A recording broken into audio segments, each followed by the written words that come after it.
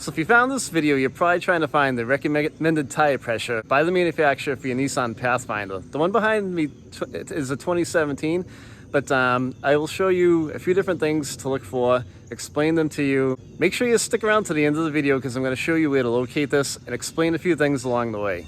So this particular Pathfinder happens to have some Terramax HLT tires on it. So on a lot of vehicles, when you take a look at them, there's going to be like a PSI on the sidewall of the tire itself. And a lot of times it may say, the maximum tire pressure is 44 PSI.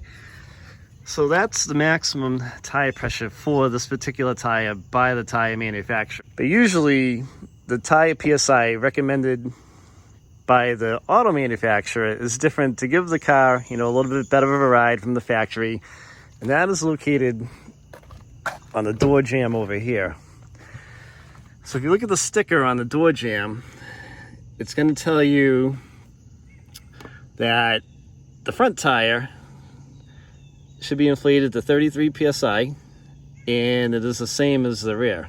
So in this particular vehicle, that is what Nissan recommends. They blow the tires up to the 33 PSI to give the vehicle the best ride, factory quality ride.